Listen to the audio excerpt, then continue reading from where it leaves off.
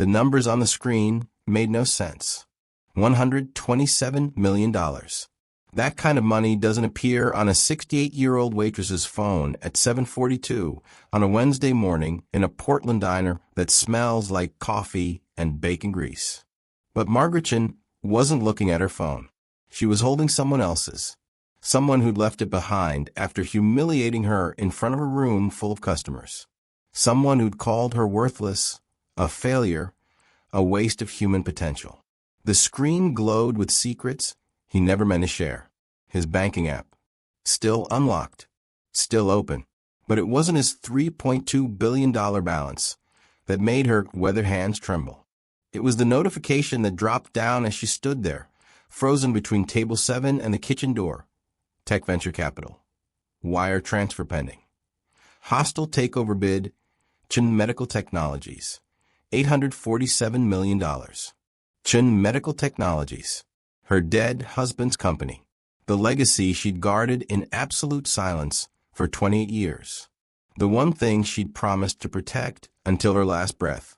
About to be destroyed by the man who just told her she'd wasted her life serving eggs. But here's what that billionaire didn't know, what nobody knew. Margaretchen wasn't just a waitress. She was the company's silent board member. She owned 15% of the shares. And the phone in her hand contained every piece of evidence she needed to destroy him. Before we dive into how a waitress took down a billionaire, if you're listening right now, help me prove something wrong.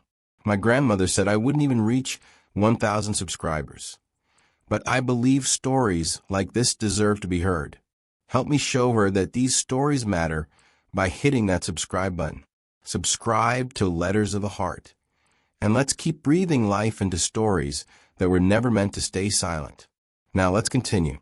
To understand how we got here, how a woman who pours coffee for $8.50 an hour became the last line of defense against corporate greed, we need to rewind 3 hours. Back to when the morning started like any other morning. Back to when Margaretchen had no idea her carefully constructed invisible life was about to explode into public view. Back to 5 a.m. The alarm clock's mechanical rattle cut through the darkness at exactly 5 a.m. Margaretchen's hand found it without opening her eyes. Muscle memory from 43 years of identical mornings. The studio apartment was cold. October in Portland meant gray skies and that damp chill that settled into old bones and refused to leave.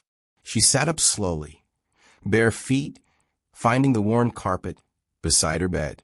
The fabric was threadbare in the exact spot where she'd stepped every morning since 1982. In the bathroom, her reflection showed the truth that makeup couldn't hide.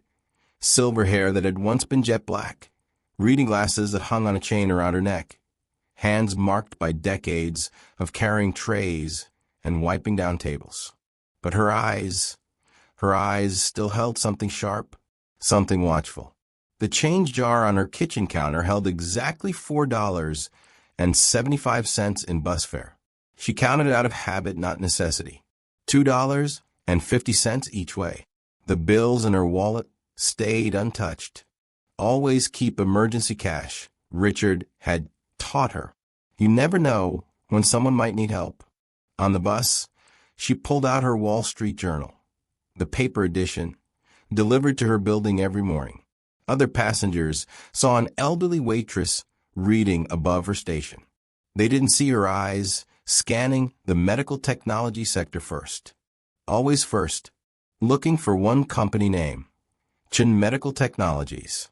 Stock price, $487 per share, up 2.3% yesterday. She allowed herself a small smile before turning to the rest of the news. The copper kettle's back door creaked in exactly the same spot it had for decades, a sound that meant home more than her apartment ever did. Inside, the smell of coffee brewing mixed with bacon grease on the griddle. Ray was already at a station, spatula in hand.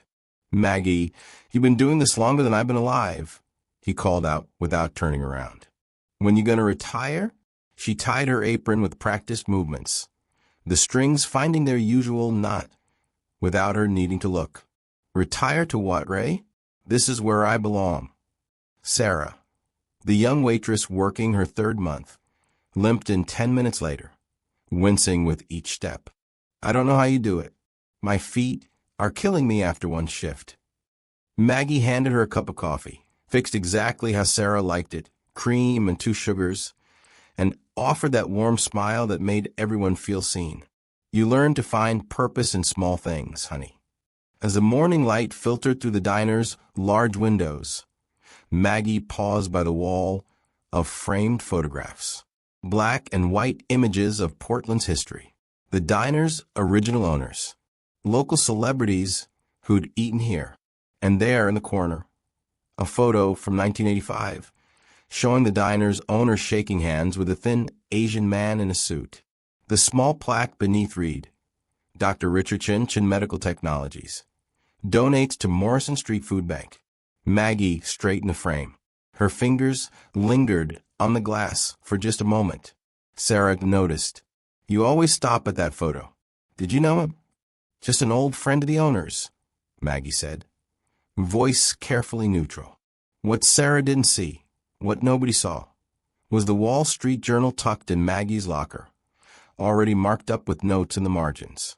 The regulars saw Maggie as the heart of the copper kettle, the woman who remembered their names and asked about their grandchildren, and somehow always knew when someone needed their breakfast comp because money was tight that week. What they didn't see was the way she turned first to the medical technology sector every morning, always searching for one company name, always watching the numbers, always protecting something she'd never spoken about. Her secret had been safe for 28 years. That was about to change. The morning rush hit its peak at 7:30 a.m.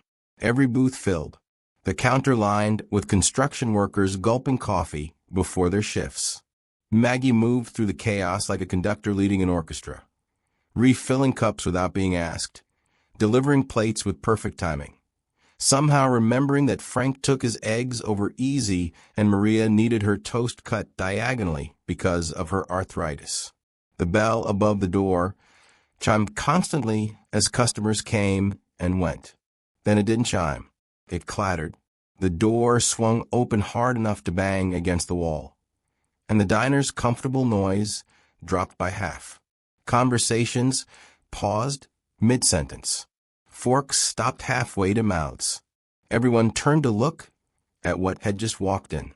Marcus Wellington III stood in the doorway like a man who'd never been told no in his life. His suit was charcoal gray and custom-fitted, the kind that cost more than Maggie's entire annual salary from a diner. His phone was pressed to his ear. 2 people trailed behind him like pilot fish following shark, carrying leather messenger bags and iPads. I don't care about your excuses, Patterson, Marcus barked into his phone, not bothering to lower his voice. Either the Shanghai deal closes by Friday or find another. He stopped mid-sentence, snapped his fingers twice without looking, pointing vaguely in Maggie's direction. Hugh, I need a table. Now, every customer in the diner tensed. This was their space, their community, and this man had just walked in like he owned it. Maggie set down the coffee pot she'd been holding and approached with that same warm smile she'd given 1,000 difficult customers before him. Good morning, sir. We're quite full right now, but I can have a booth ready in about 10 minutes. Marcus finally looked at her, and his eyes held all the warmth of a tax audit. Do you know who I am? I'm afraid I don't, sir, Maggie said, still smiling.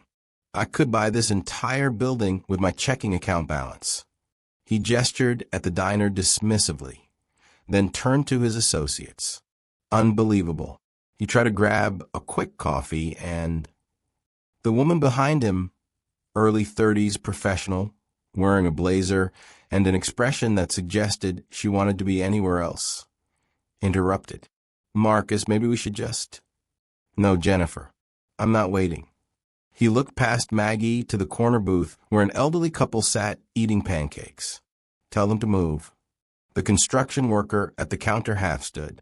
Frank, who'd been coming to this diner for 53 years, gripped his coffee mug hard enough that his knuckles went white. Sarah froze behind the counter, eyes wide. This was the moment that defined everything about who Margaretchen really was. She didn't argue, didn't flinch, didn't let her smile slip even fraction. "I'll tell you what," she said, voice as warm as summer honey. "I'll get that booth cleaned faster than usual. Your coffee will be ready before you sit down. How do you take it?" Marcus blinked. He'd expected resistance, maybe even a manager. Certainly not cooperation. It annoyed him more than if she'd fought back. "Black," he snapped. "Like I take my profit margins. No sweetener, no weakness." Jennifer's associate closed her eyes briefly, like she couldn't believe he'd actually said that out loud. Brad, the other associate, laughed nervously and checked his phone. Maggie just nodded once, still smiling, and turned to clean the recently vacated booth with an efficiency that came from decades of practice. Marcus Wellington thought her courtesy was submission. He thought she'd rolled over because he'd shown dominance. He had no idea he was looking at someone who'd survived things he couldn't imagine, who'd raised 3 children alone, who'd protected a billion-dollar company from the shadows, who'd learned that sometimes the strongest move looks like surrender. He had no idea that strategy born from real battles always beats arrogance born from money. And he was about to make the biggest mistake of his life. Marcus Wellington took over the corner booth like a conquering general claiming territory. His laptop came out first, slammed on the table without regard for the surface. Documents spread across the space where food should go. His phone positioned just so screen visible to anyone passing by. This wasn't a breakfast spot. This was his boardroom now. Maggie brought his coffee, set it down gently beside his laptop. He didn't look up, didn't acknowledge her existence. She brought water. He waved her away like she was a fly buzzing near his ear. "This is what happens when people settle," Marcus said to his associates, voice deliberately loud enough to carry across the diner. "Minimum wage, minimum ambition, minimum life. 40 years carrying trays when they could have been building something." Jennifer shifted in her seat, uncomfortable. Her eyes flicked to Maggie, then away quickly. Brad laughed, that nervous, eager-to-please laugh of someone who needs their boss to like them. At the counter, the construction workers stopped talking. The comfortable morning atmosphere curdled into something tense. Maggie returned with menus. "Can I get you gentlemen started with? Do you have anything that wasn't cooked in 1985? Marcus interrupted, not looking at the menu. "This menu looks like it's from the same era as the waitress." Sarah, passing by with a coffee pot, froze mid-step. Her face flushed red. The diner got quieter. That dangerous kind of quiet where everyone's listening but pretending not to. Frank, 86 years old and built like he'd worked construction for 60 of them, turned on a stool. "Hey, buddy." Marcus waved him off without even looking. "I'll take the egg white omelet. No cheese. Dairy is for people who don't care about their body. Toast dry. And make sure whoever's cooking this understands I have standards." Maggie wrote it down in her order pad, pen moving steadily. "Of course. Anything else?" "Yeah." Marcus looked up at her for the first time since sitting down. His eyes traveled over her deliberately. The silver hair, the reading glasses on the chain, the weathered hands holding the pen. A waitress who should have made better life choices. He laughed at his own joke. Brad joined in, too loud. Jennifer stared at her iPad screen like it might offer escape. The construction worker stood fully now. "That's out of line." "Respect is earned," Marcus said, finally glancing at the man. "What's she done to earn it? Poured coffee for 40 years. Frank's hands clenched. "You don't talk to Maggie like—" "It's all right, Frank," Maggie said quietly, touching his shoulder as she passed. "I'll get your order right in." But it wasn't all right. Everyone in that diner felt it. This wasn't just rudeness. This was cruelty. Deliberate. Calculated. The kind of thing people do when they've never been punched in the mouth for it. Ray, visible through the kitchen window, gripped his spatula like he was considering other uses for it. 15 minutes later, Maggie returned with Marcus's egg white omelet. She set it down carefully, along with his dry toast. Then she picked up the coffee pot to refresh his cup.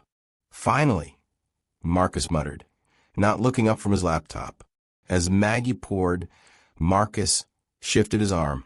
Not dramatically, not obviously, just that small, deliberate movement people make when they want to create an accident, but maintain deniability. His elbow bumped the pot. Hot coffee splashed onto his sleeve, barely 3 drops. You'd need a microscope to see the stain. But Marcus Wellington erupted like she'd poured the entire pot on his lap. "Are you kidding me?" He shot to his feet, holding his arm out like it was on fire. "This suit cost more than you make in 6 months. Do you have any idea?" "I'm so sorry, sir," Maggie said immediately, setting down the pot and reaching for cloth. "Let me—" "A cloth? A cloth." His voice hit a pitch that made glasses vibrate. "This is Brioni. This requires professional." He stopped mid-rant, and something shifted in his expression. An idea forming. That particular look people get when they're about to do something they think is brilliant. "You know what? Forget it. Forget this entire breakfast." He pulled out his phone, and everything was about to change. Marcus Wellington held his phone like a weapon. This was his favorite move, the one that always worked, that always put people in their place, that reminded everyone exactly who held the power. He'd done it to employees who asked for raises, to women who rejected him at bars, to anyone who made him feel small. "You want to know the difference between people like me and people like you?" He spoke loud enough that every person in the copper kettle could hear.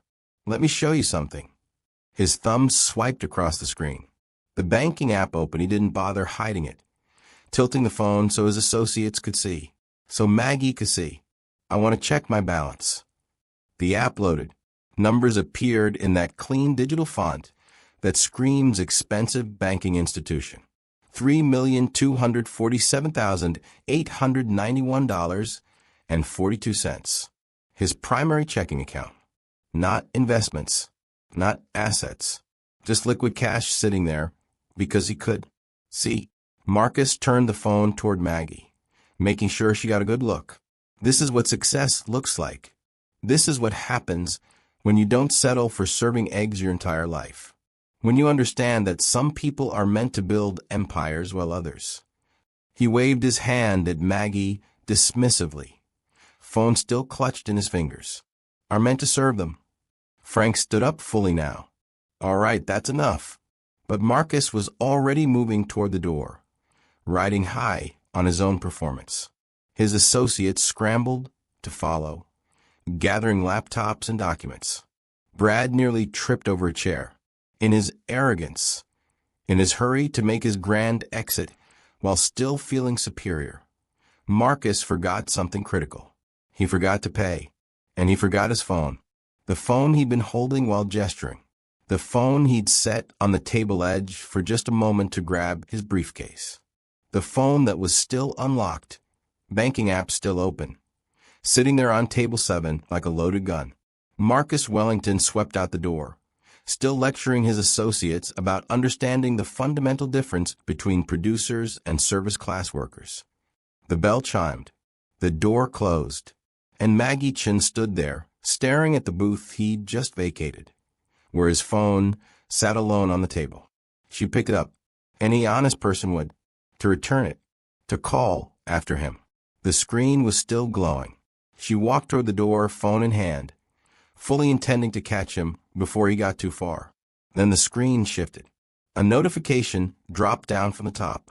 Her eyes caught the words without meaning to, the way you can't help but see something that's right in front of your face. Tech venture capital. Wire transfer pending. Her feet stopped moving. Hostile takeover bid. Her breath caught in her throat. Chun Medical Technologies. $847 million. The phone nearly slipped from her weathered hands. Beneath the notification, an email preview auto-displayed. Phase 3. Asset liquidation begins Monday. Charitable programs eliminated first quarter. Price increases to maximize. The diner noise continued around her, but sounded distant now, like she was underwater. Customers talking. Silverware clinking. Ray calling out orders. Normal sounds of a normal morning. But there was nothing normal about what she was reading. Chun Medical Technologies. Her husband's company. Richard's legacy. The cardiac monitors that saved millions of lives in poor communities because Richard had insisted they be affordable. The charitable programs that provided free devices to clinics that couldn't pay. The company her son David now ran with the same dedication his father had. The company this man, this cruel, arrogant man who'd just humiliated her in front of everyone she cared about, was planning to gut for profit. And he'd documented everything on a phone he'd left behind. After mocking the one person who had the power to stop him, Margaret Chin stood perfectly still in the middle of the Copper Kettle Diner, holding a billionaire's unlocked phone, reading his plans to destroy her dead husband's dream. And for the first time in 28 years of careful, deliberate anonymity, she smiled a smile that had nothing to do with warmth and everything to do with war. Maggie? Sarah's voice sounded like it was coming from another room, muffled and distant. But Sarah was right there, standing 3 feet away, with a concerned expression that Maggie registered but couldn't quite process. Maggie, okay? You look like you've seen a ghost. The diner continued its morning rhythm around her. Frank arguing with Ray about how to properly cook hash browns. The construction crew laughing at something on someone's phone. The espresso machine hissing as Sarah's practiced hands pulled another shot. Wednesday morning, October. Portland. The Copper Kettle. Everything exactly as it had been 5 minutes ago. Everything completely different. 28 years, Maggie thought, staring at the screen that wouldn't stop showing her information she couldn't unsee. 28 years of silence, of watching from the shadows, while David built something beautiful on his father's foundation. Chun Medical Technologies had started in a garage. Richard sketching designs on napkins at their kitchen table, calculating costs on a calculator that printed on thermal paper. His dream had been so simple it was radical. Make life-saving medical devices affordable for people who couldn't afford to live. Every cardiac monitor they'd ever made, they'd sold at cost plus 15%. Just enough margin to keep growing, keep innovating, keep saving lives. While other medical device companies charged thousands for equipment that cost hundreds to produce, Richard had insisted on a different path. Profit built on suffering isn't profit, he'd said once. Late at night, after a particularly brutal board meeting, where investors demanded higher margins. It's theft with paperwork. And this man, this Marcus Wellington, who'd just called her worthless, who'd mocked her life's work, who'd showed her his billions like it was a measuring stick for human value, wanted to strip Richard's legacy for parts. $847 million to buy the company, triple the device prices, eliminate the charitable programs, cut off supply to developing countries because poor people aren't our demographic. She'd seen that phrase in the email preview, burned into her vision like she'd been staring at the sun.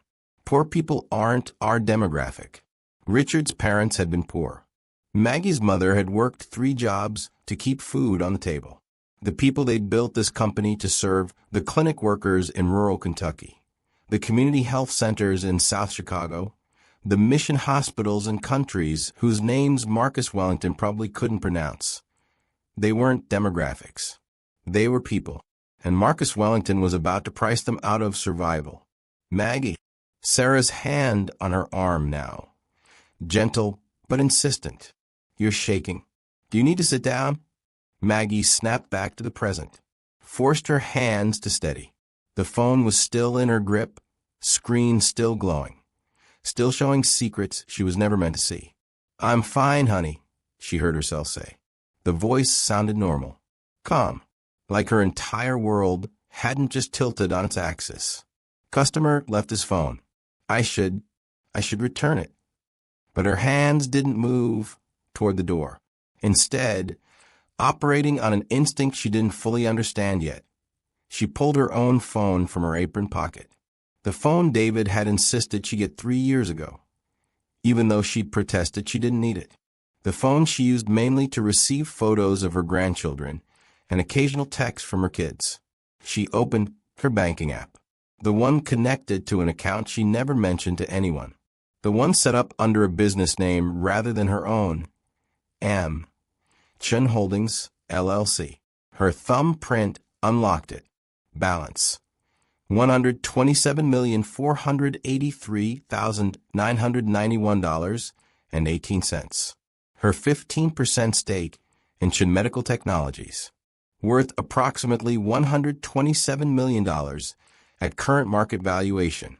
The stake Marcus Wellington had no idea existed, because he'd never bothered to look at the full board member list. Because M. Chun Holdings didn't immediately scream elderly waitress in Portland diner. Because he'd never considered that the woman he'd just humiliated might be the same woman who'd held silent board power for nearly 3 decades. Maggie looked at both phones, his and hers. His billions versus her hundreds of millions. His arrogance versus her anonymity. His documented crimes versus her protected secret. And she realized something that made her smile despite everything. Marcus Wellington had just handed her the weapon to destroy him, and he had absolutely no idea. The video call connected at 7:47 p.m. David's face filled Maggie's laptop screen, the laptop he'd bought her 2 Christmases ago that she'd barely learned to use. Behind him, she could see his home office in Silicon Valley. 3 monitors, standing desk, framed patents on the wall. The sleek minimalism of someone who'd made it. Behind her was a studio apartment with furniture from 1987 and a kitchen table that wobbled unless you folded a napkin under one leg.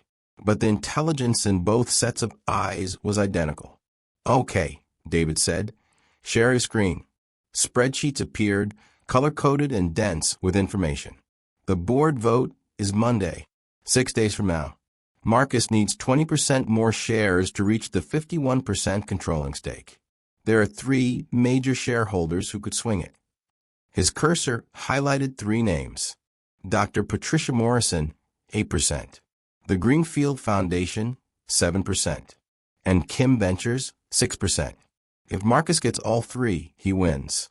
If we hold even one of them, we block the takeover. Maggie had Marcus's phone open on her kitchen table, reading through his notes app like it was a playbook written specifically for her. He's already meeting with Morrison tomorrow, Thursday at 2 p.m. He's offering her double her stake value, $89 million. She scrolled down, reading his private notes aloud. Morrison is desperate enough to sell to the devil. Messy divorce. Needs liquidity. Easy target. That's what he wrote about her. David's jaw clenched. That would put him at 39%. Still not enough, but the Greenfield Foundation's chairman is Maxwell Greenfield. Maggie interrupted, swiping to Marcus's text messages. Marcus plays golf with him every Thursday. There's a whole conversation here where Marcus jokes about sealing the Greenfield deal on the back nine. David did the math quickly. That's 46%. He'd still need. Kim Ventures. Maggie's voice went flat as she read the email she'd found. This is from 3 days ago. Marcus is threatening them. They borrowed $4 million from a bank where Marcus sits on the board. He's telling them either they sell their shares to him or he'll have the bank call the loan. Silence on the call. Just the hum of David's computer and the distant sound of traffic outside Maggie's window. That's extortion, David said finally. That's Marcus Wellington, Maggie replied. He documented every illegal thing he's doing because he's never faced consequences. People like him think power makes them invincible. David leaned back in his chair, and for a moment he looked so much like Richard that Maggie's breath caught. That same expression when he was working through a complex problem. That same intensity. He planned every move like a chess grandmaster, David said. Maggie smiled. The first real smile since this morning's chaos. But he made one assumption that's going to destroy him. What's that? He assumed nobody was watching. Maggie stood up from her kitchen table, pacing the small space between her refrigerator and her couch. This was how she thought best, moving, considering angles, testing strategies the way Richard used to pace their garage while sketching designs. How much does Patricia Morrison actually need? She asked. David clicked through files on his screen. According to her attorney's letter requesting early stock liquidation, $47 million. That covers the divorce settlement and keeps her medical practice operational. My stake is worth $127 million, Maggie said. Decision already forming. I'll offer her a personal loan. $47 million, 0% interest. Paid back whenever she can. In exchange, she votes against Marcus and keeps her shares. Mom. David's voice carried that mixture of admiration and disbelief she'd heard from her children their entire lives. That's incredibly generous. It's strategic, Maggie corrected gently. We keep her shares out of Marcus's hands, and we gain a committed board ally. Your father always said the best investments are in people, not portfolios. She sat back down, pulling Marcus's phone closer.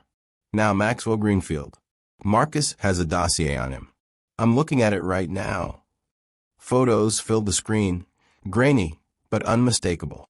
Maxwell Greenfield with a woman who definitely wasn't his wife of 37 years. Date stamps in the corner. A hotel entrance. A restaurant booth where they sat too close.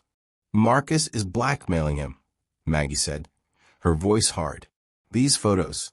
Threats to send them to Maxwell's wife. To the foundation's board of directors. That's illegal, David said. Very illegal, Maggie agreed. Which means if we warn Maxwell that we have evidence of the blackmail, that we have copies of everything Marcus has been holding over him, he'll vote against Marcus to protect himself, David finished, and potentially become a witness about the coercion. Exactly. David was typing rapidly, now making notes. The Kim Ventures loan is trickier. I could pay it off, but that might look like we're doing exactly what Marcus is doing, using money to manipulate votes. Maggie shook her head. What if we don't pay it off? What if we simply expose that Marcus is using his board position to threaten borrowers? That's textbook market manipulation. One call to the SE, and Marcus goes from predator to defendant, David said, starting to smile. The SEC investigation alone would neutralize his threat. The bank won't call the loan if they're under federal scrutiny. A knock on Maggie's door interrupted him. She looked at the clock, 9:17 p.m., then at the door with confusion. Hold on, David. Through the peephole, she saw her daughter Emily standing in the hallway, overnight bag over her shoulder, looking worried and determined. Maggie opened the door. Mom, Emily said, walking in and immediately seeing the video call on the laptop, the two phones on the table, the papers scattered across every surface. Everything okay? David texted me something cryptic about family emergency, and I drove straight from Seattle. Maggie glanced at David's image on the screen. He nodded. Emily, honey, come sit down. Maggie pulled out the other kitchen chair. Your brother and I need to tell you something. For the next 20 minutes, Maggie explained everything. About Richard's company. About signing over 85% to David while keeping 15% for herself. About 28 years as a silent board member. About the deliberate choice to live modestly, to work at the diner, to teach her children through example rather than inheritance. Emily sat perfectly still through all of it, processing. When Maggie finished, silence filled the small apartment. So you let us think you were struggling, Emily finally said. Her voice wasn't angry. It was thoughtful, working through implications. I let you think I was living the life I chose, Maggie corrected softly. Because I am. The diner isn't my burden, Emily. It's my purpose. And Thomas? Emily asked, Does he know? Mom's calling him next, David said from the screen. Emily looked at her mother with new eyes, like she was seeing someone she'd known her entire life for the first time. You've been protecting Dad's legacy this whole time. An invisible guardian. Someone had to, Maggie said. And someone wealthy enough to be ignored can't be bought, corrupted, or intimidated. Invisibility was my shield. Was? Emily caught the past tense. Maggie's expression hardened in a way her children rarely saw. Was. Marcus Wellington made it personal. Now it's war. Drop a comment right now. What would you do if someone mocked you, then handed you the evidence to destroy them? Because Maggie's revenge is about to be legendary. By midnight, 3 calls have been made. 3 shareholders received packages, some by courier, some by email, all containing information that changed everything. Dr. Patricia Morrison opened an envelope containing loan documents and evidence of Marcus's manipulation. Maxwell Greenfield found a flash drive with copies of the blackmail material Marcus held over him, along with a letter from Chin Medical Technologies' legal team. Robert Kim received documentation of the illegal loan coercion and notice of an SEC filing. By morning, Marcus Wellington would wake up to find his carefully constructed plan crumbling. 3 dominoes he thought he'd secured were toppling in the opposite direction, and he still didn't know who was destroying him. Thursday morning arrived with Portland's typical gray drizzle. Marcus Wellington stood on the 10th tee at the Waverly Country Club, waiting for Maxwell Greenfield to arrive, feeling confident enough to be dangerous. This was supposed to be a formality. Maxwell had verbally agreed to sell 3 days ago. Today was just the celebratory golf game where they'd shake hands and Marcus would move 1 step closer to total victory. He saw Maxwell's golf cart approaching and raised his hand in greeting. But Maxwell's face wasn't showing the friendly expression of a man about to make $89 million. Maxwell, Marcus called out, voice jovial and fake as a $3 bill. Beautiful morning to seal a beautiful deal, right? Maxwell climbed out of his cart, holding a manila envelope. His face was cold, the kind of cold that comes from controlled fury. We need to talk, Maxwell said. Privately. They walked away from the other golfers, toward a copse of trees that bordered the fairway. Marcus's confidence started developing hairline cracks. I received an interesting package last night, Maxwell said, holding up the envelope. Legal documents. Evidence that you've been blackmailing me. Photos you apparently took. Dates you've been holding over me like a sword. Marcus felt his mask slip. I don't know what you're... The package also contained a letter from Chin Medical Technologies' legal team. Maxwell continued, voice steady and deadly. They have copies of everything. They know you've been coercing board members, and they've already filed a complaint with the SEC. The ground felt unsteady beneath Marcus's feet. Who sent you this? Was it David Chin? That naive little... I don't know who sent it, Maxwell interrupted. The return address was a Portland diner called the Copper Kettle. He pulled out his phone, showing Marcus a photo of the package's mailing label. Does that mean anything to you? Maxwell asked. The Copper Kettle, the diner, the waitress, his phone, the phone he hadn't seen since Wednesday morning when he'd... Where the hell is my phone? Marcus pulled out his current phone, fingers shaking as he opened the tracking app. The map loaded. His missing phone's last known location blinked on the screen. The Copper Kettle Diner, Southwest Morrison Street, Portland. Last active. Wednesday, 7:43 a.m. I have to go, Marcus said, already moving toward his cart. Marcus, wait. Maxwell called after him. But Marcus was already driving. Phone pressed his ear, calling Brad. Who has my phone? What was on that phone? Brad's voice came through tinny and nervous. Boss, if someone has your emails. I know what's on the emails, Brad. Marcus shouted, speeding toward the parking lot. 90 minutes later, Marcus Wellington stormed through the door of the Copper Kettle like a hurricane given human form.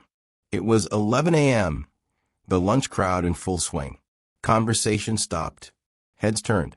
Maggie was serving a table of nurses from the hospital down the street, laughing at something one of them said. She saw Marcus enter. Her expression didn't change at all. She just smiled that warm waitress smile and kept pouring coffee. Marcus crossed the diner in 5 long strides. "You, waitress. I left my phone here yesterday." Maggie set down the coffee pot with careful precision. "Did you? I don't recall." "Don't play games with me," Marcus hissed, leaning across the table.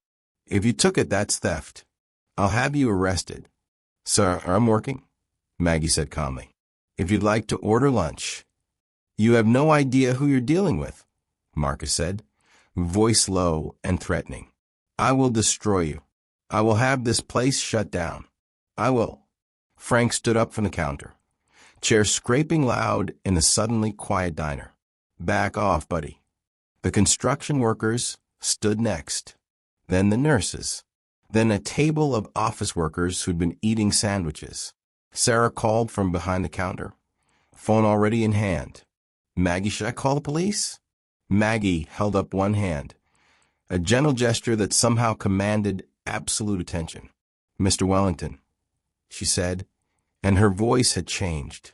Still quiet, still professional, but with steel underneath that made everyone in the room lean in to listen. "If you lost something valuable, I suggest you retrace your steps. Think carefully about what you did yesterday. Maybe you left it somewhere else. Maybe someone else has it." She paused, and her smile shifted into something that wasn't quite warmth anymore. "Maybe that someone is taking much better care of it than you did." In that moment, Marcus Wellington realized 3 things. First, the waitress knew his name. Second, she definitely had his phone. Third, the way she smiled at him, patient, knowing, almost pitying, suggested she'd already seen everything on it. And there was absolutely nothing he could do about it. Dr. Patricia Morrison's office smelled like antiseptic and exhaustion. Medical journals stacked on every surface. A framed MD from Johns Hopkins. Photos of patients she'd helped over 30 years of practice. And on her desk, divorce papers that would cost her everything she'd built. David Chin sat across from her Friday afternoon, watching her read the loan documents he'd brought. She'd aged 10 years in the past 6 months, the kind of aging that comes from stress, not time.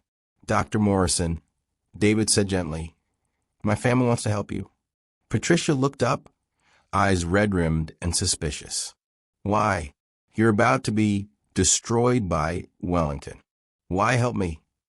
"Because my father built this company on a different principle," David said. He leaned forward, hands clasped, every word deliberate. "People over profits. Dr. Morrison, you've been on our board for 12 years. You voted to maintain our charitable programs every single time, even when it hurt short-term profits. You've protected patients you've never met in countries you'll never visit, because it was the right thing to do." He slid the loan documents across her desk. "Now we'd like to protect you." Patricia read slowly, her finger tracing each line like she didn't trust her eyes. $47 million, 0% interest, no collateral required, payable when circumstances allow. She looked up, tears forming. "David, this isn't a loan. This is a gift disguised as a loan.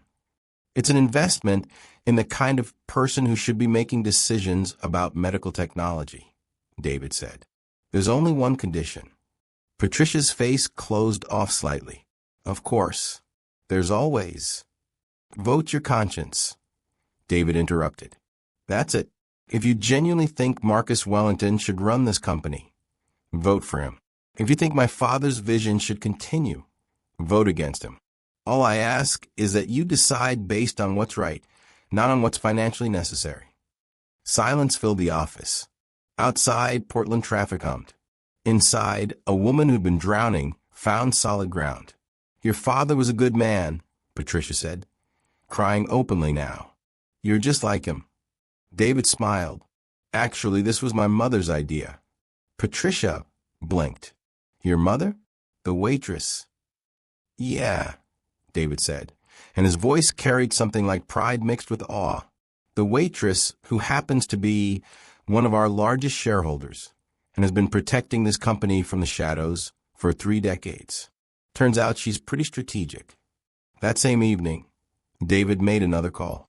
Robert Kim answered on the first ring, voice tight with stress.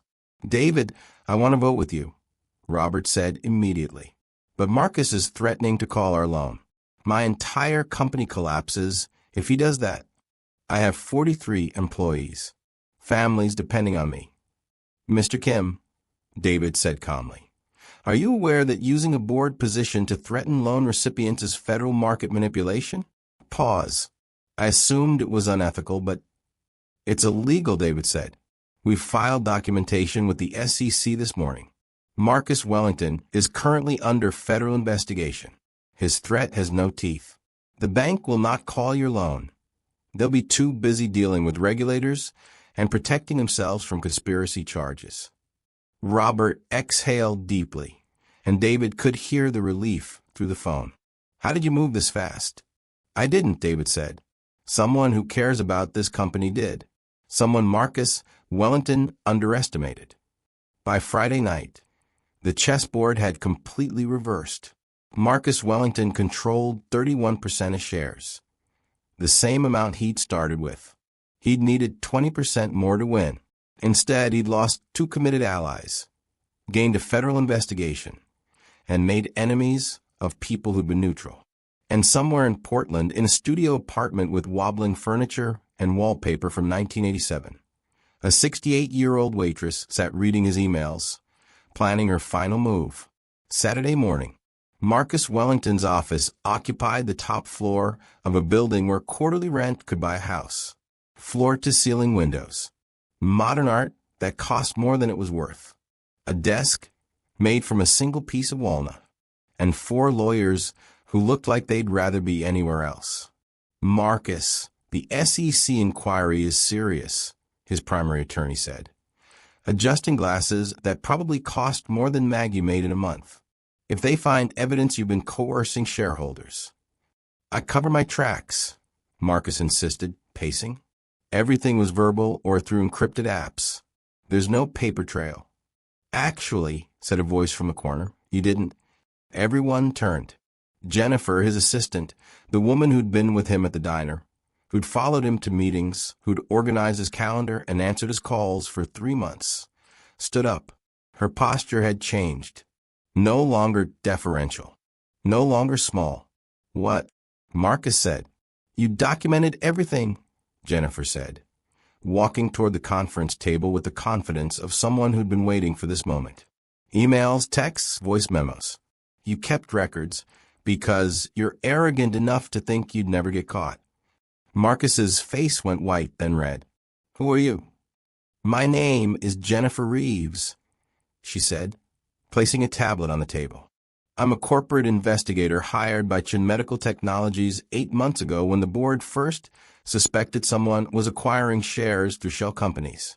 My job was to document your methods. She tapped the tablet. Marcus's voice filled the room. See? This is what success looks like. Unlike some people who'll die serving eggs.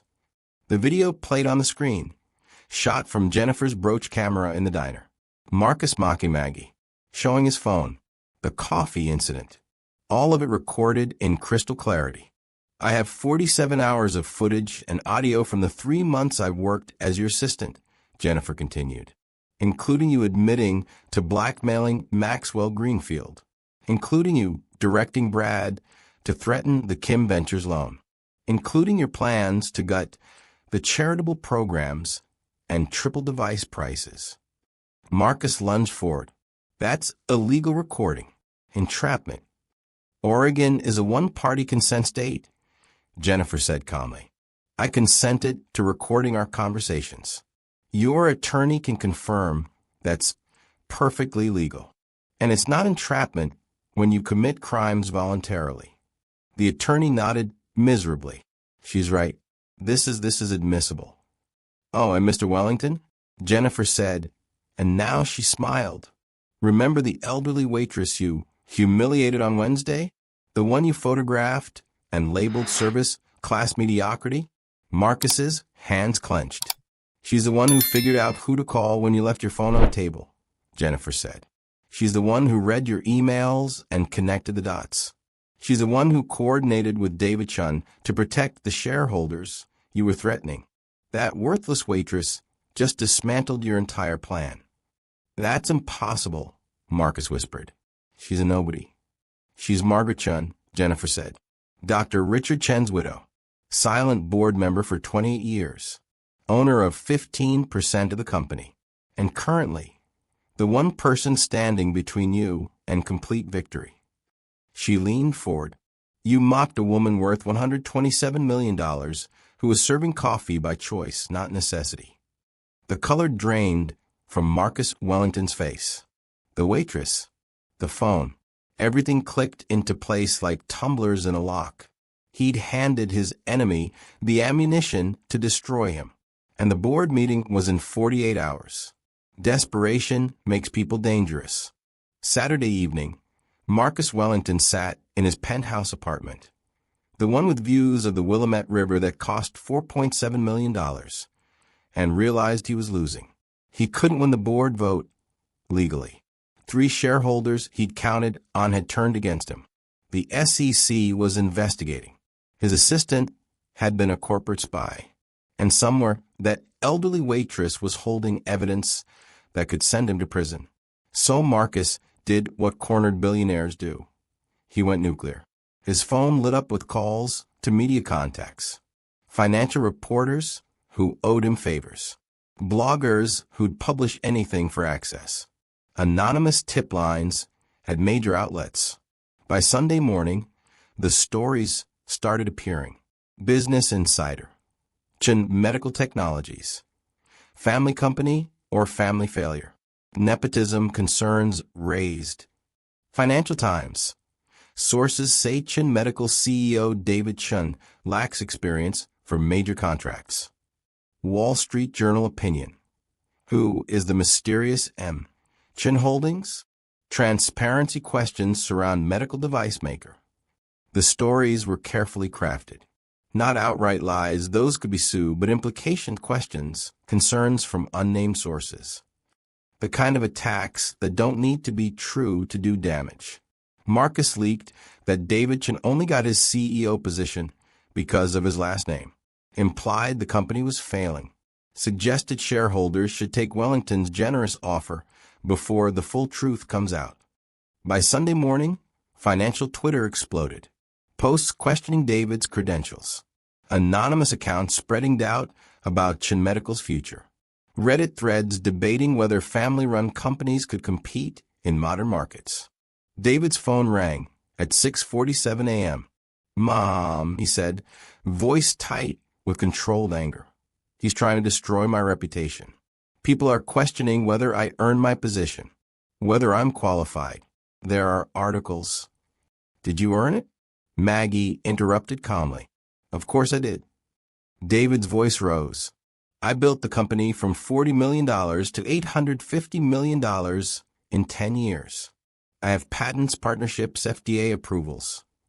"Then the numbers speak for themselves," Maggie said, voice steady as bedrock.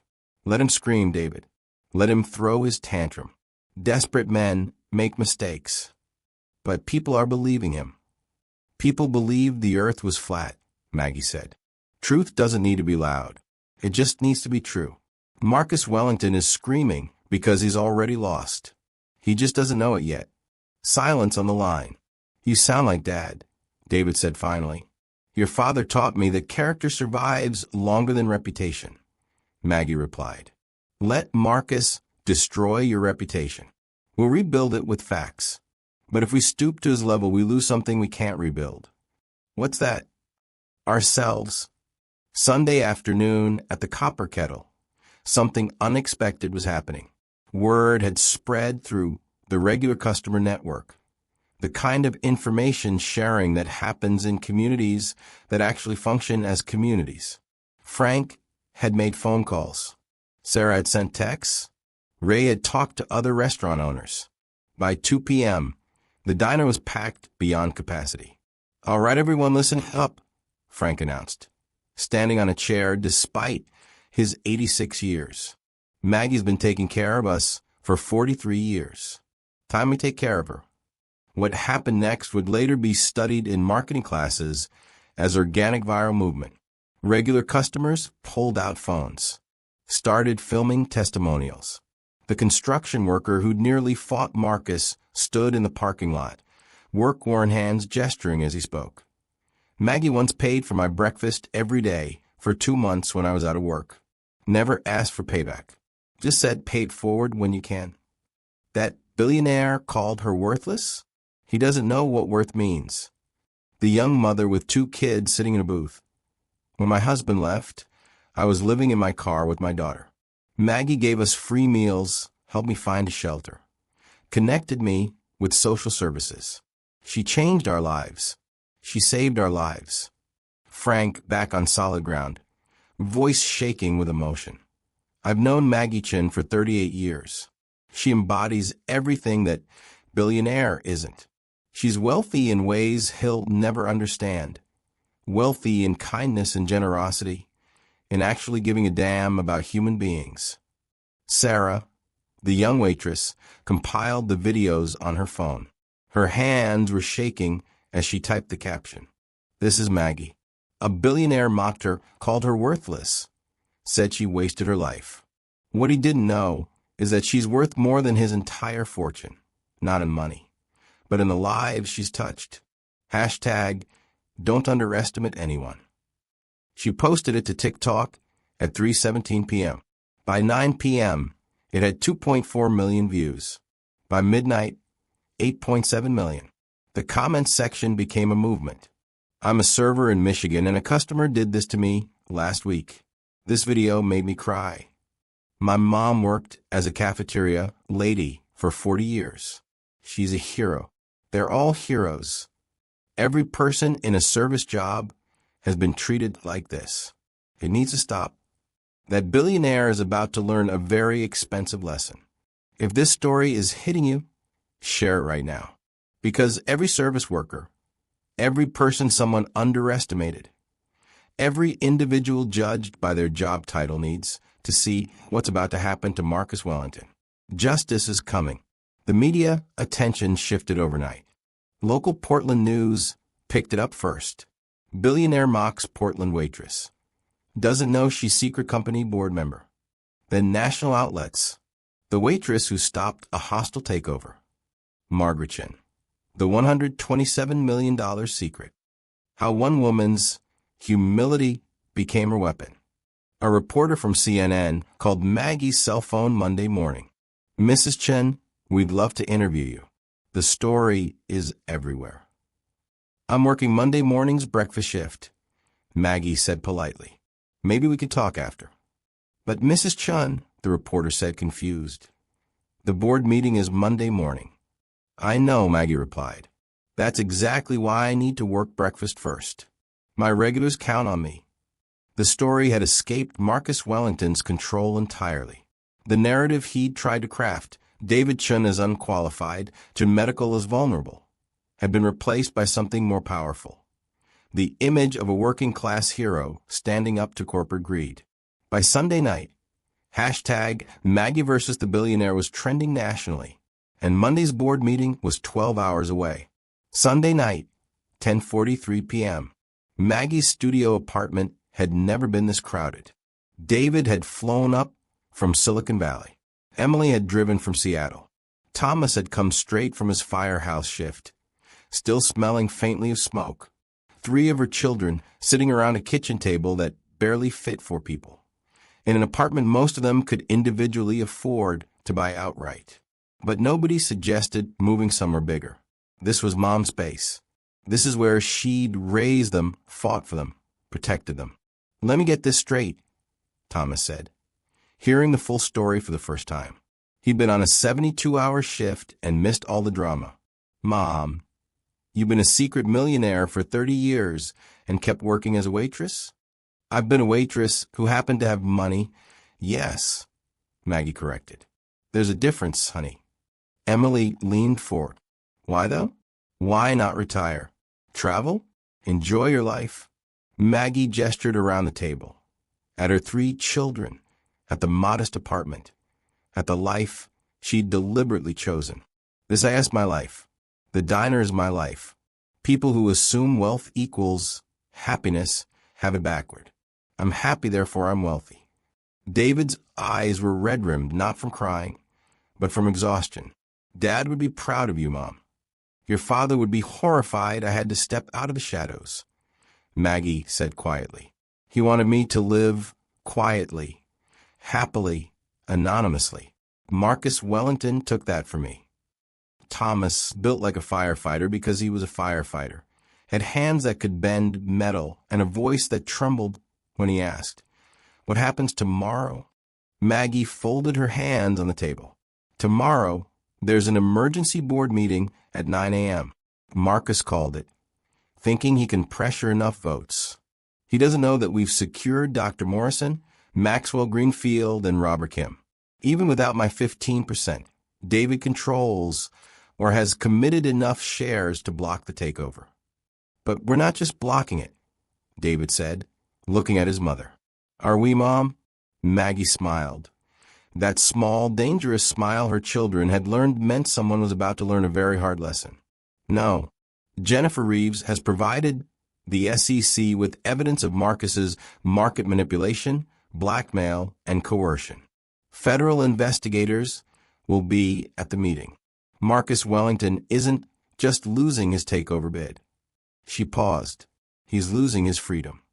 Emily reached across the table, taking her mother's hand. Are you going to the meeting? I am, Maggie said. I've been a silent board member for 28 years. Tomorrow I speak. The conversation continued until midnight. Then one by one her children fell asleep, Thomas on the couch, Emily in the armchair, David at the table with his head on his arms, like they were children again, falling asleep during family movie night. Maggie covered them with blankets, kissed each forehead like she'd done 10,000 times before. Then she pulled out an old photograph from her dresser drawer. Her and Richard, 1979, standing in front of their first office. Really just a garage with a hand-painted sign. Both of them young, broke, impossibly optimistic about changing the world. She traced his face with her finger. I kept my promise, Richard, she whispered to the photograph, to the memory, to the man who believed people mattered more than profit. No one corrupted your vision. No one turned it into a money machine. Our son built something beautiful, and tomorrow I make sure it stays that way. What Maggie didn't tell her children, what she'd prepared in absolute secrecy, was that she had something special planned for Marcus Wellington. Not just evidence, not just legal consequences, something more personal, something that would ensure he never underestimated another human being again, something that would make him understand, finally, what worth actually means. Tomorrow, Marcus Wellington would learn the most expensive lesson money can't buy, and Margaret Chin was going to teach it. Monday morning, 8:47 a.m. The conference room on the 20th floor of Chin Medical Technologies headquarters had floor-to-ceiling windows offering a panoramic view of Portland stretching toward Mount Hood. Rain streaked the glass, Portland being Portland. Even on days that would change everything. 12 board members filed in, taking seats around the mahogany table that had witnessed 20 years of decisions. Marcus Wellington sat at one end, David Chin at the other. Two men separated by 40 feet, an unbridgeable gulf of values. The attendees included the expected players. Dr. Patricia Morrison, looking stronger than she had in months. Maxwell Greenfield, jaw set with determination. Robert Kim, no longer carrying the weight of threats. 5 minor shareholders who controlled 3% combined. Company attorneys with leather portfolios. A court stenographer whose fingers hovered over her keyboard. And 2 men in dark suits who no one recognized, sitting quietly in the corner, faces professionally blank. Marcus opened the meeting at exactly 9 a.m., voice confident enough to border on arrogance despite everything crumbling around him. Thank you all for coming on short notice. I've called this emergency meeting because Chun Medical Technologies needs leadership that understands modern markets. David Chun is a brilliant scientist, but a poor businessman. That's not what our year-over-year growth suggests, David interrupted calmly. Marcus's smile tightened. Please don't interrupt. I'm proposing a motion for immediate leadership change and acceptance of Tech Venture Capital's acquisition offer. He turned to Patricia, expecting capitulation. Dr. Morrison, I believe you received the updated terms? $89 million is a considerable. I did, Patricia said, voice cold as January steel. I declined. Marcus blinked. You declined? But the offer was... I'm aware of the offer, Patricia said. I declined. Marcus pivoted, desperation starting to show in the tightness around his eyes. Maxwell, surely you see the wisdom in accepting market rate compensation for your shares. I see the wisdom in not being blackmailed, Marcus. Maxwell interrupted. I'm voting against you. The room temperature seemed to drop. Minor shareholders exchanged glances. Marcus stood, his chair scraping loud in the suddenly tense silence. You can't all vote against your own financial interests. I'm offering premium valuations. We're voting against crime, Robert Kim said quietly. There's a difference. Marcus opened his mouth and closed it, then opened it again like a fish drowning in air rather than water. The board secretary appeared at the door, clutching her tablet. Excuse me, there's one more attendee. M. Chun Holdings LLC requested to send a representative in person for the first time in 28 years. Marcus's head snapped toward the door. The door opened, and Margaret Chun, 68 years old, wearing her waitress uniform complete with coffee stains from the morning shift she'd just completed, walked into the boardroom. Marcus Wellington's face transformed in 3 seconds flat. Confusion, then recognition, then absolute horror. The waitress. Every person in the room stood, board members, attorneys, the stenographer. Everyone except Marcus Wellington. He remained frozen in his chair, staring at Maggie like she was a ghost that had come to collect a debt. David stood, and his voice carried emotion he didn't bother hiding. Board members, I'd like to introduce Margaret Chen, my mother, Dr. Richard Chen's widow. He paused for effect. And the owner of AM, Chun Holdings LLC, 15% of this company. Gasps rippled through the room. The minor shareholders looked at each other in shock. Maggie took the empty seat beside David with the same grace she used to navigate a crowded diner during breakfast rush. Thank you all for allowing me to attend in person. I apologize for the informal attire. I came directly from work. Marcus found his voice finally, and it came out strangled. You're the waitress. I'm a waitress, yes, Maggie said, meeting his eyes with steady calm. I'm also a board member. I'm also the woman you mocked, humiliated, and photographed as evidence of service-class mediocrity. She tilted her head slightly. I believe you remember Wednesday morning? Marcus said nothing. Maggie opened the tablet in front of her, Marcus's own phone, now cataloged as evidence. 28 years ago, my husband died. He left behind 3 young children and a medical device company that was just beginning to save lives. I signed majority control to my son, David, because he earned it, because he understood the technology, and because he shared his father's vision. She looked around the table, making eye contact with each board member. I kept 15% for one reason, to ensure no one ever corrupted what Richard built. Her fingers swiped across the tablet screen. Mr. Wellington, on Wednesday, you left this phone on table 7 at the Copper Kettle Diner. As an honest person, I picked it up to return it. The screen was unlocked, and what I saw made me realize you weren't just trying to acquire company. She paused, letting the silence build. You were trying to destroy it. Maggie began reading his emails aloud, her voice steady and clear. These cardiac monitors cost $47 to manufacture, currently selling for $180. Market will bear $650 minimum. I want 80% margin. She looked up at Marcus. Mr. Wellington, do you know who buys our cardiac monitors at $180? Marcus remained silent, jaw clenched. Clinics in rural America. Maggie answered her own question. Hospitals in developing nations. Community health centers serving the poor. The people my husband wanted to save. You plan to price them out of survival.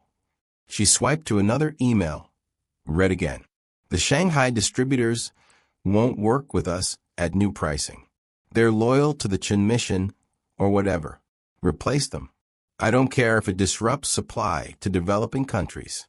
Poor people aren't our demographic. Several board members gasped audibly. Patricia's hand covered her mouth. Poor people aren't your demographic, Maggie repeated softly. But they were my husband's purpose. They're my son's purpose. They're this company's soul. She stood slowly, walked around the table until she stood directly in front of Marcus. He shrank back in his chair. Mr. Wellington, when you walked into my diner Wednesday, you saw an elderly waitress, someone beneath you, someone whose life you judged worthless. You never asked why I was there. You never considered that I might have chosen that life. You assumed poverty, lack of ambition, failure. Her voice remained steady, but steel ran through every word. I've served coffee to executives, homeless people, teenagers, elderly couples celebrating 70 years of marriage. I've learned something you never will. A person's worth has nothing to do with their bank balance. I have $127 million. You have $3.2 billion. But I'm wealthier than you'll ever be because I know what matters. This is all very touching, Marcus said, trying to regain control. But it doesn't change the legal. It changes everything, Maggie interrupted. Because I'm not just here to vote against you. She nodded toward the two men in suits. I'm here to ensure you face consequences. The two men stood, pulling out badges. Marcus Wellington, said the taller one. I'm Special Agent Torres, FBI. We have a warrant for your arrest on charges of securities fraud, market manipulation, and blackmail. You have the right to remain silent. This is a setup? Marcus exploded, standing so fast his chair toppled backward. David Chin orchestrated this entire. Actually, Agent Torres said calmly. The investigation was initiated by evidence provided by Margaret Chin and corporate investigator Jennifer Reeves. Your own email recordings and documented threats provided probable cause. As the FBI agents moved forward with handcuffs, Marcus looked back at Maggie one final time. The elderly waitress he'd mocked stood beside her son, hand on his shoulder, watching justice unfold with the quiet satisfaction of someone who'd kept a promise. In that moment, Marcus Wellington learned the most expensive lesson of his life. Never underestimate anyone. The boardroom felt different after Marcus was escorted out. Lighter. Somehow, despite the gravity of what had just happened, David stood at the head of a table, looking at the remaining board members. We still need to vote on the acquisition proposal, he said. The formality felt almost ridiculous now, but corporate law demanded it. All in favor of accepting Tech Venture Capital's acquisition offer? David asked. Silence. Not a single hand rose. All opposed. Every hand in the room went up. Even the minor shareholders who'd been wavering, who'd been tempted by Marcus's premium offers, voted against him. The motion is defeated unanimously, David said. Medical Technologies remains independent. The relief was palpable. Patricia Morrison stood, walked to where Maggie sat, and took both her hands. Mrs. Chin, I want to thank you for the loan, Patricia said, tears forming. But more than that, thank you for showing me what integrity looks like. I was ready to sell my principles for security. You taught me there's another way. Maxwell Greenfield approached next. Margaret, I apologize for nearly letting that man corrupt this board. Your husband's vision deserves better protectors. Robert Kim waited his turn, then said quietly, Mrs. Chen, my company owes you everything. If you hadn't exposed Wellington's threats. Maggie interrupted gently, the way she'd interrupted 1,000 diner conversations when customers tried to thank her for kindnesses she considered basic human decency. You all did the right thing when it mattered. That's what my husband cared about. Not perfection, just doing right when it counts. After the other board members left, David and Maggie remained alone in the conference room. Portland's gray skyline stretched before them through the windows. Mom, David said, voice breaking slightly. I don't know what to say. Don't say anything, Maggie replied. Just keep doing what you do. Keep saving lives. Keep making your father proud. What about you? David asked. What happens now? Your secret is out. Everyone knows who you are. Maggie smiled, that warm, genuine smile that had greeted 10,000 diner customers over 43 years. Everyone knows I'm a board member. They don't need to know anything else. Tomorrow I'll go back to work. Ray needs me for the morning shift. David laughed through tears he didn't bother hiding. You're really going back to the diner? David, honey, Maggie said, picking up her purse, preparing to leave the 20th floor and return to the life she'd chosen. I never left. The week after Marcus Wellington's arrest, Portland became the center of a media storm. National news vans lined Southwest Morrison Street. Reporters camped outside the Copper Kettle with cameras and microphones, turning a neighborhood diner into a pilgrimage site. The coverage was relentless. CNN at noon. The 68-year-old waitress who took down a billionaire in a David versus Goliath story for our times.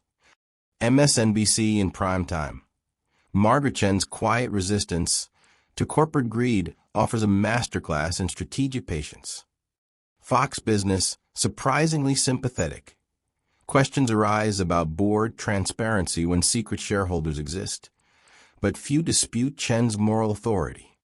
NPR's thoughtful analysis.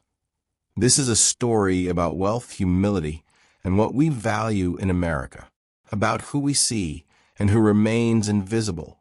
Inside the Copper Kettle, normal operations became impossible. Customers couldn't get through the crowd. Regular breakfast patrons found their booth occupied by journalists. Maggie couldn't pour coffee without cameras following her every move. Ray threw a spatula down in frustration Wednesday afternoon. Maggie, I might need to close for a few days. This is crazy. We can't work like this. Give me 24 hours, Maggie said calmly. Thursday morning, Maggie agreed to one press conference. Local community center, 10 a.m. The room packed beyond fire code capacity. Reporter from the Oregonian. Mrs. Chen, why did you continue working as a waitress when you were worth over $100 million? Maggie looked directly at the camera. Because wealth doesn't obligate me to stop doing work I love. The diner is where I belong. My customers are my community. Why would I leave that? New York Times reporter. Do you feel vindicated after Marcus Wellington's arrest? I feel sad, Maggie said truthfully. Sad that someone with so much chose to value it so little. Mr. Wellington had resources to do tremendous good. He chose cruelty instead. That's not vindication. That's tragedy. Local TV reporter. What message do you have for people in service industry jobs who face similar disrespect? Maggie looked directly into the camera lens, speaking to every service worker watching. Your job doesn't define your worth. Your character does. The most important people I've ever met weren't the wealthiest. They were the kindest. Don't let anyone tell you serving others is beneath you. It's the most honorable work there is. That soundbite went viral immediately. 47 million views across platforms within 72 hours. Hashtag service is honorable trended globally for a week. If Maggie's words hit you, do 3 things right now. Like this video, share it with someone who needs to hear this message, and drop a comment telling me about someone who serves others and deserves recognition. Let's celebrate the Maggies of the world. 2 weeks after the board meeting, David Chun stood at a podium in Chun Medical Technology's main auditorium, announcing changes that would ripple through the entire industry. My parents believed medical care is a human right, not a luxury, David said to the assembled employees and press. Today, we're announcing the Richard and Margaret Chun Foundation. Maggie stood beside him, uncomfortable with the attention but present because David had asked. My mother is donating $50 million of her personal stake to establish this foundation with 3 core missions. David continued. First, free cardiac monitor distribution to underserved communities globally. Second, scholarships for working-class students pursuing medical technology careers. Third, direct support for service workers facing financial emergencies. Maggie took the microphone, speaking briefly. Richard always said we're only as healthy as our most vulnerable neighbor. This foundation ensures his values outlive both of us. The response was immediate and overwhelming. Within days, the Copper Kettle established Maggie's Fund, a community fund where customers could contribute directly. 100% of donations went to service workers facing hardship, rent assistance, medical bills, emergency car repairs, the small crises that derail working-class lives. Within 3 weeks, the fund had $2.4 million in donations from around the world. Sarah, the young waitress, stood behind the counter crying as she read emails. Maggie, people are sending money from Japan, Brazil, Kenya. They're saying you inspired them. A grandmother in Tokyo sent $50 with a note that says, I was a waitress for 40 years. Thank you for seeing us. Then we'll make sure every dollar goes to someone who needs it, Maggie said simply. But perhaps the most significant changes happened within Chun Medical Technologies itself. Inspired by Maggie's example, David announced sweeping policy reforms. Minimum wage for all employees raised to $25 per hour. Full health benefits for part-time workers.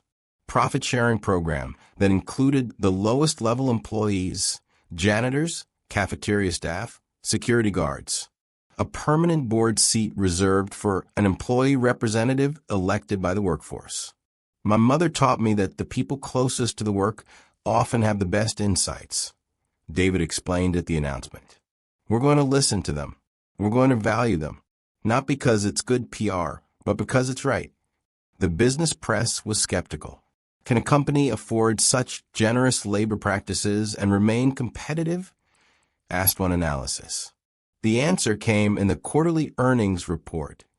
Record profits, record employee retention, record innovation output. Turns out when you treat people like human beings rather than resources to be extracted, they work harder, smarter, and more creatively. Who knew? Maggie knew. She'd always known. 6 months later, United States District Court, Portland. The trial of Marcus Wellington III lasted 3 weeks, but the outcome was never in doubt. The evidence was overwhelming. His own emails, Jennifer Reeves' recordings, testimony from the shareholders he'd threatened. The verdict arrived on a gray Tuesday afternoon. Securities fraud, guilty. Market manipulation, guilty. Blackmail, guilty. Judge Sarah Blackwood looked down at Marcus from the bench, her expression carved from granite. Mr. Wellington, you had every advantage. Education from the finest schools. Wealth beyond most people's imagination. Opportunities that 99% of humanity will never see. Marcus stood at the defense table, diminished in ways that had nothing to do with the orange jumpsuit. You chose to use those advantages to harm others, the judge continued, to coerce, to manipulate, to treat human beings as obstacles to your enrichment. This sentence reflects not just your crimes, but your complete lack of remorse. 8 years federal prison, $47 million in fines. Lifetime ban from serving on any corporate board. Marcus's attorney requested that Maggie Chen's victim impact statement be read into the record. The prosecutor stood, unfolded a single page. Your Honor, Mr. Wellington didn't harm me. He revealed himself. He showed me and the world what happens when we measure worth by wealth and confuse power with value. My husband used to say, character is what you do when you think no one is watching. Mr. Wellington thought no one was watching. He was wrong. I hope his time in prison teaches him what his billions couldn't, that every human being deserves dignity, regardless of their job, bank account, or station in life. The media coverage was extensive. Billionaire gets 8 years for hostile takeover scheme. Marcus Wellington. From $3.2 billion to prison cell. Judge cites extraordinary arrogance in Wellington sentencing. Online, the response was overwhelming. Service workers globally shared their own Marcus Wellington stories. Bosses who demeaned them, customers who treated them as subhuman, strangers who judged them by their uniforms. The movement grew beyond one story into a broader conversation about class, respect, and the fundamental dignity every person deserves. And in a Portland diner, a waitress poured coffee and smiled, knowing that sometimes justice takes time. But it comes. October 2026. Exactly 1 year since Marcus Wellington walked into the copper kettle and learned the most expensive lesson money can't teach. The numbers told one story. Chin Medical Technologies stock up 34%. Cardiac monitors distributed to 847 new clinics globally. 12,000 patients' lives saved by devices that would have been unaffordable under Wellington's pricing. The Richard and Margaret Chin Foundation had funded 247 scholarships for working-class students. Maggie's fund had helped 1,893 service workers through financial emergencies. But numbers never tell the whole story. The real story was happening at the Copper Kettle on a rainy Tuesday evening. A community celebration packed the diner and spilled onto the sidewalk. Regulars and board members and journalists and people whose lives had been touched by Maggie's story. Dr. Patricia Morrison spoke first. A year ago, I was ready to sell my principles for security. Maggie showed me there's always another choice. Jennifer Reeves went next. I spent 8 months documenting corporate crime. But the real story was watching an elderly waitress dismantle a billionaire's empire with nothing but truth and courage. David Chen's voice caught as he spoke. My mother taught me 3 things. Work hard. Stay humble. Protect what matters. She lives those lessons every single day. When they asked Maggie to speak, she was visibly uncomfortable with the attention. I just did what anyone would do. I protected my family's legacy and stood up to a bully. The real heroes are people who do that every day without cameras watching. The single mothers working 3 jobs. The elderly workers who can't afford to retire. The immigrants building new lives. They're the story. I just got lucky enough to have a platform. The next morning, 5 a.m. Maggie's alarm went off. She took the bus to work, tied her apron, poured coffee, exactly like she'd done for 43 years. But now every customer who walked through that door saw her differently. And more importantly, they saw all service workers differently. The world had shifted just slightly in the direction of justice. And Margaret Chin kept pouring coffee, kept serving kindness, kept living proof that worth has nothing to do with wealth. Late evening, 2 years after everything changed. Maggie's studio apartment looked exactly the same. Same furniture, same wallpaper, same wobbling kitchen table. But Maggie herself had changed in ways only she could measure. She sat cross-legged on her bed, photo albums spread around her like archaeological artifacts from a life well lived. The oldest album showed Richard in their tiny first apartment, bent over their kitchen table, sketching cardiac monitor prototypes on paper napkins because proper drafting paper cost too much. His handwriting precise and small, filling margins with calculations. Their wedding photo made her smile. She'd worn a borrowed dress from her roommate. Richard wore his only suit, the one he'd bought for job interviews. They'd been so young, so broke, so absolutely certain they could change the world. The day David was born, wrinkled and red-faced. Emily's first day of school, missing her 2 front teeth. Thomas's firefighter academy graduation, standing impossibly tall in his dress uniform. Then the photos from after Richard died.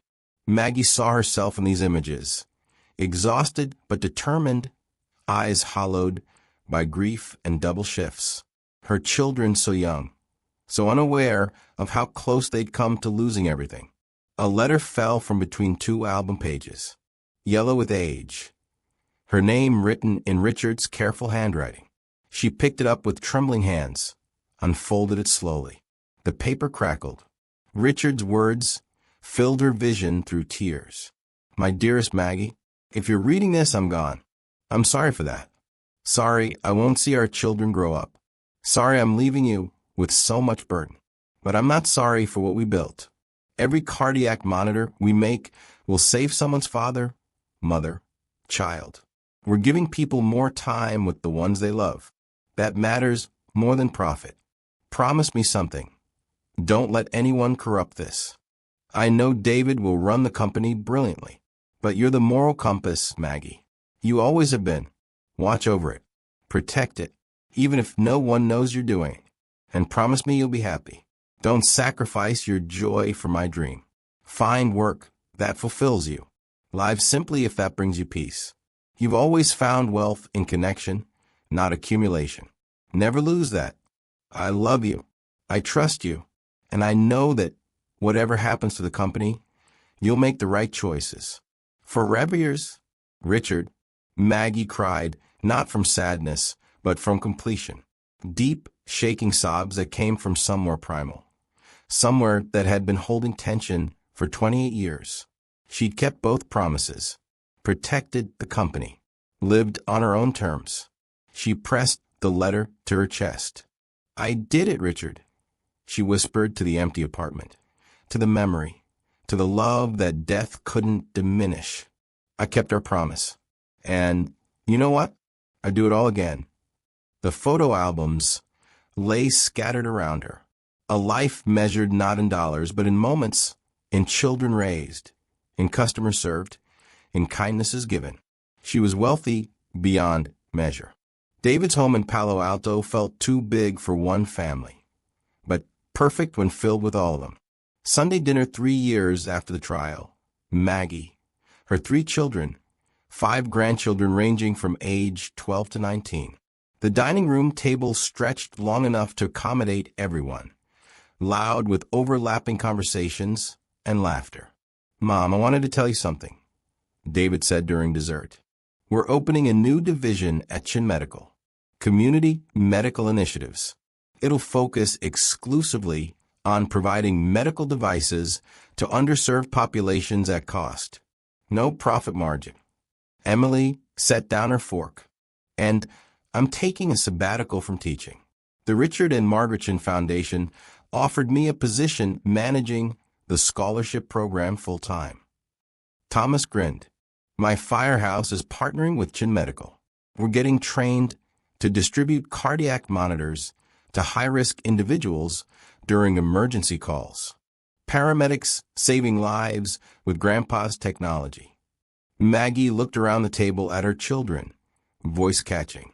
We're all doing what you taught us, Mom. David interrupted gently. Using whatever we have to serve others. You did it with coffee and kindness. We're doing it with medical technology and education. Maya, David's 16-year-old daughter, spoke up from the end of the table. Grandma, I'm applying to MIT. I want to study biomedical engineering, like Grandpa. Maya, that's wonderful, Maggie said. But you know you don't have to follow. I know I don't have to. Maya interrupted with teenager confidence. I want to. You showed me something important. Grandpa built technology to save lives. You protected that technology by serving breakfast. Both jobs mattered. I want to build things that matter. The other grandchildren jumped in unprompted. 12-year-old Sophie. I volunteer at the homeless shelter every Saturday. 14-year-old Marcus, named before the incident. Unfortunately, I started a fund at school for kids who can't afford lunch. 17-year-old James.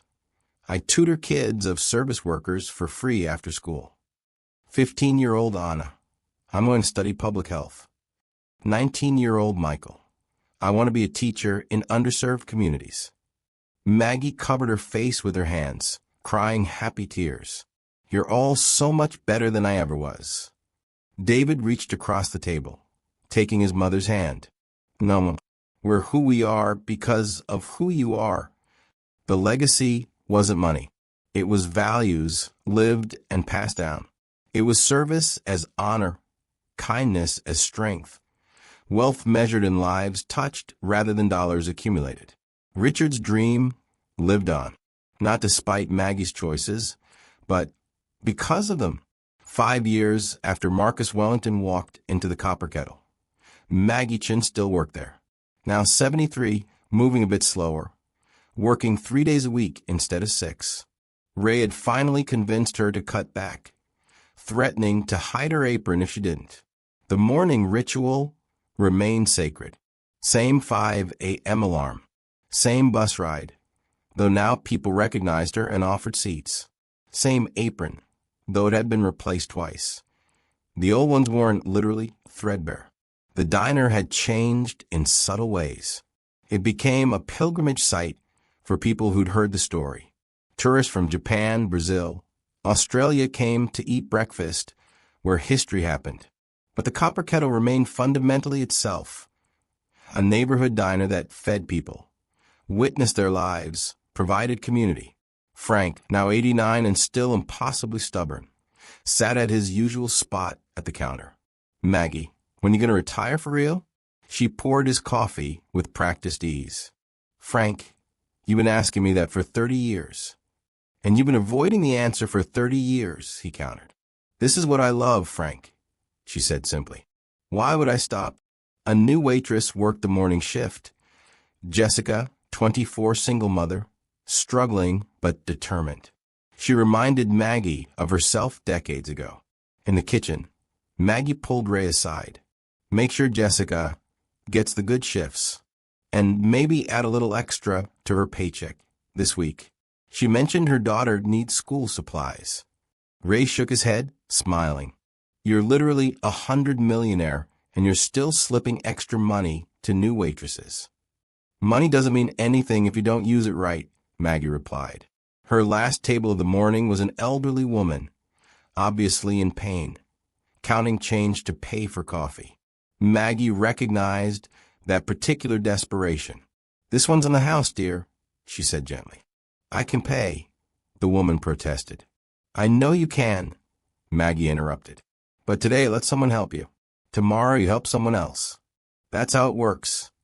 The woman's eyes filled with tears. She thanked Maggie, left, probably went home, and told someone about the kindness of strangers. Maggie wiped down the table, smiled to herself. This is wealth. Margaret Chin passed peacefully in her sleep at 78, in the same studio apartment she'd lived in for 53 years. The memorial service required a convention center. Thousands attended from 6 continents. The attendees told the story better than any eulogy. Her children and grandchildren in the front row. Current and former diner staff wearing their Copper Kettle aprons. Chin Medical Technologies board members and employees spanning 3 decades. Patients whose lives were saved by affordable cardiac monitors. Service workers from around the world who'd made the pilgrimage to Portland. Scholarship recipients who'd gone from poverty to professions because of the Richard and Margaret Chin Foundation. David Chin, now 58 with silver threading his hair like his mother's had, spoke first. My mother taught me that there are 2 types of wealthy people, those who accumulate and those who circulate. She spent her entire life circulating. Love, money, wisdom, kindness. She left the world wealthier than she found it.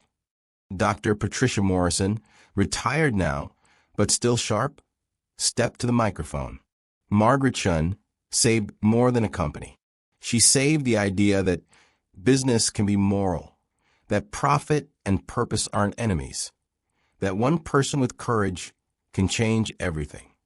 Sarah, the young waitress who'd become the Copper Kettle's owner when Ray finally retired, wiped tears as she spoke. Maggie taught me that there's no such thing as just a waitress or just anything. She wore that uniform with more pride than most people wear crowns. She made the ordinary sacred. The foundation's impact spoke in numbers that would have embarrassed Maggie.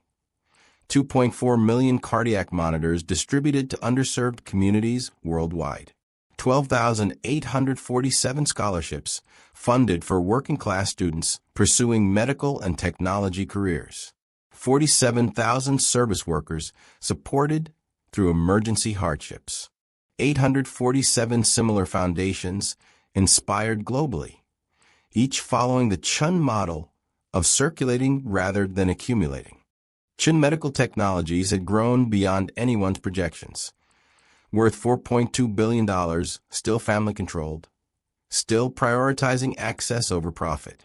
Employee-owned by 40%, with that permanent board seat for elected worker representatives. Ranked number 1 in corporate ethics by multiple organizations for 8 consecutive years. Marcus Wellington was released from prison in 2033. Now 52, he reportedly worked at a soup kitchen in Seattle, lived in a modest apartment, rarely spoke publicly. Multiple reporters tracked him down for the 10 years later retrospectives, but he declined all interviews. Sources close to him said he kept a photo in his wallet. Maggie serving coffee at the Copper Kettle, smiling at a customer. A reminder of the lesson that cost him everything to learn. The Copper Kettle still stood on Southwest Morrison Street, now bearing a historical landmark plaque.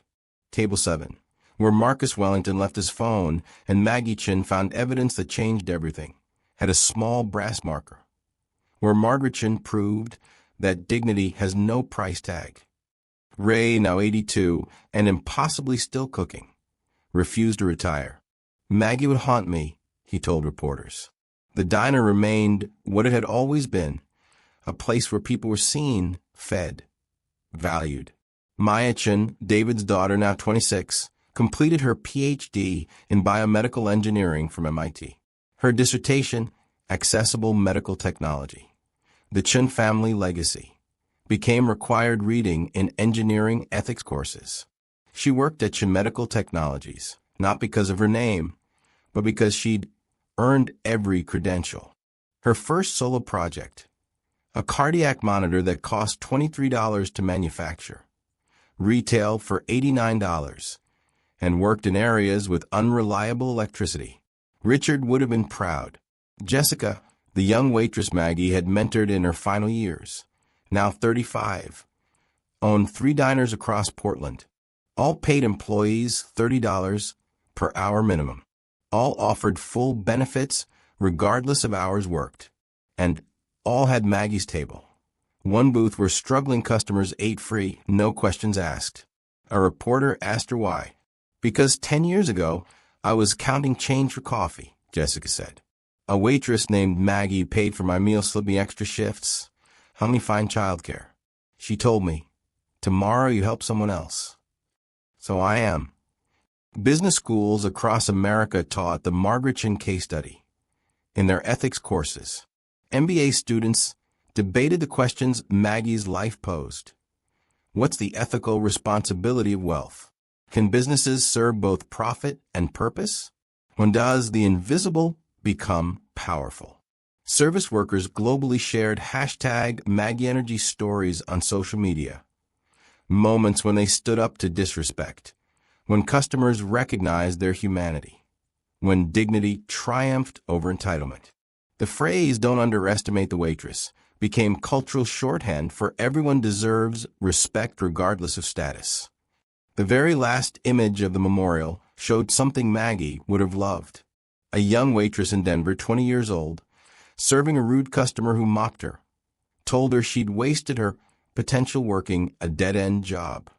She smiled, stayed professional, said nothing, but on her name tab beneath her name, she'd written in small letters. WWMD, what would Maggie do?